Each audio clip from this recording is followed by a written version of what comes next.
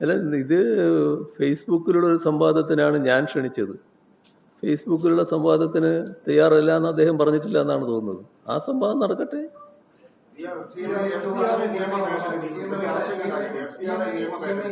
ഇത് സംബന്ധിച്ച് കേരളത്തിൽ വന്ന രാഹുൽ ഗാന്ധിയോ അതുപോലെ പ്രതിപക്ഷമോ ഒരക്ഷരം FCR നിയമ ഭേദഗതിക്കെതിരെ പറഞ്ഞില്ല. ന്യൂനപക്ഷങ്ങൾക്കിടെ പ്രത്യേകിച്ചും ക്രൈസ്തവ സഭകൾക്കിടയിലൊക്കെ വലിയ ആശങ്കയുണ്ട്.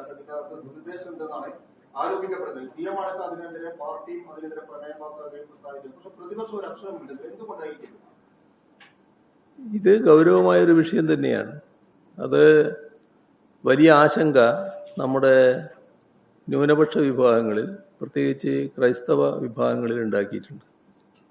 ഇത് വല്ലാത്ത ഒരു നിയമ ഭേദഗതി എന്ന നിലക്കാണ് ഇപ്പോൾ വന്നിട്ടുള്ളത്.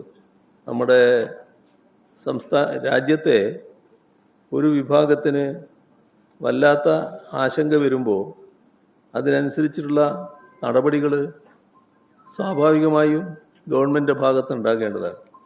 പക്ഷേ അതല്ല ഇപ്പോൾ ഗവൺമെൻറ് ഭാഗത്തുനിന്ന്, കേന്ദ്ര ഗവൺമെൻറ് ഭാഗത്തുനിന്ന് ഉണ്ടാകുന്നത്. കേന്ദ്ര ഗവൺമെൻറ് സ്വീകരിക്കുന്ന നടപടികൾ രാജ്യത്തെ ഒരു വിഭാഗത്തിൽ വല്ലാത്ത അസ്വസ്ഥതയുണ്ടാക്കുന്നു, ഒരു തരം അരക്ഷിതത്വം ഉണ്ടാക്കുന്നു. അത് ഒരു രാജ്യത്തിനും ഗുണകരമായിട്ടുള്ളതല്ല.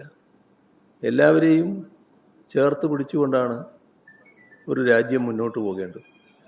ഒരു കൂട്ടരെ അകറ്റി നിർത്തുന്ന നിലയല്ല സ്വീകരിക്കേണ്ടത്. ഇപ്പോൾ കണക്ക് കൃത്യമായി കൊടുത്തില്ല, അല്ലെങ്കിൽ അത് കൊടുക്കാൻ വൈകിപ്പോയി, അതിന് ഈ പറയുന്ന സ്ഥാപനം പിടിച്ചെടുക്കുക എന്ന നില വന്നാൽ എന്തായിരിക്കും അവസ്ഥ?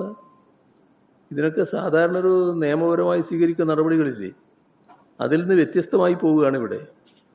ഇത് അങ്ങേയറ്റം അപകടം ഉണ്ടാക്കുന്ന കാര്യമാണ്. ഇപ്പോൾ ചില ക്രൈസ്തവ ഭാഗത്തു നിന്ന് വന്ന വിശദീകരണങ്ങളുണ്ട്. ധാരാളം മിഷണറിമാരുടെ പ്രവർത്തനം നടക്കുന്നു, അതിൻ്റെ ഭാഗമായുള്ള പണം വരുന്നു, അത് മറ്റു കാര്യങ്ങൾക്ക് വേണ്ടി ഉപയോഗിക്കുന്നു, സ്കൂളുകൾക്ക് ഉപയോഗിക്കുന്നു, നമ്മുടെ ആശുപത്രികൾക്ക് വേണ്ടി ഉപയോഗിക്കുന്നു. അതിൽ നല്ല തരത്തിൽ ആളുകളെ സേവിക്കുന്ന നിലയാണ്. നമ്മുടെ നാടിൻ്റെ അനുഭവം അതൊക്കെ തന്നെയാണല്ലോ. ഇപ്പോൾ ചില ആശുപത്രികളെടുത്താൽ മറ്റു ചില ആശുപത്രികളിൽ വലിയ ചാർജ് ഈടാക്കുമ്പോൾ ഇത്തരം ചില ആശുപത്രികൾ ന്യായമായ നിലക്കാണല്ലോ പ്രവർത്തിക്കുന്നത്. യഥാർത്ഥത്തിൽ ജനങ്ങൾക്ക് ഗുണകരമായിട്ടുള്ളതാണല്ലോ അത്. അത്തരത്തിലുള്ള സേവനങ്ങൾ നടത്തുന്നവരെ പ്രത്യേകമായി കാണണ്ടേ? അതോടൊപ്പം തന്നെ മറ്റൊട്ടേറെ ചാരിറ്റി പ്രവർത്തനങ്ങൾ നടക്കുന്നില്ലേ? അതൊന്നും സർക്കാർ കൊടുക്കുന്ന കാശിൻ്റെ ഭാഗമായിട്ടല്ലല്ലോ. അവർ ചാരിറ്റി പ്രവർത്തനം നടക്കുകയില്ലേ? അവർ ചാരിറ്റി പ്രവർത്തനം നടത്തുന്നത് വലിയ തോതിൽ മറ്റെന്തെങ്കിലും ലാഭം ഉണ്ടാക്കിയിട്ടല്ലല്ലോ. ആ ചാരിറ്റി പ്രവർത്തനത്തിന് ആവശ്യമായ ഫണ്ട് സംഭാവനയായും മറ്റുമാർക്ക് ചിലപ്പോൾ കിട്ടുന്നുണ്ടാവും, മറ്റു തരത്തിൽ ലഭിക്കുന്നുണ്ടാവും. ഈ പറയുന്ന തരത്തിൽ അവരധ്വാനിച്ച് കാശുണ്ടാക്കിയതിൻ്റെ ഭാഗമായിട്ട് കൊടുക്കുന്നുണ്ടാവും. അതൊക്കെ പ്രോത്സാഹിപ്പിക്കുന്ന നിലയിൽ എടുക്കേണ്ടത്. അതിലെല്ലാം ഒരു പ്രത്യേക വിഘടന കണ്ണ് വെക്കാൻ പാടില്ലാലോ. എന്നിട്ട് നിന്നെ ഞാൻ ശരിയായി കളയുന്നുള്ള മട്ടിൽ നീങ്ങാൻ പാടില്ലാലോ. ഏറ്റവും ഗുരുതരമായ ഒരു പ്രശ്നമായിട്ടാണ് ഉയർന്നു വന്നിട്ടുള്ളത്. അടിയന്തരമായി തിരുത്തേണ്ടതാണ്. ഒരു വിഭാഗത്തിൽ വല്ലാത്ത അരക്ഷിതത്വം ഉണ്ടാക്കുന്ന ഒരു നടപടിയും ഗവൺമെൻറ് ഭാഗത്ത് ഉണ്ടാകാൻ പാടില്ലാത്തതാണ്. കേന്ദ്ര ഗവൺമെൻറ് ഈ നടപടിയിൽ നിന്ന് പൂർണ്ണമായി പിൻവാങ്ങുകയാണ് വേണ്ടത്.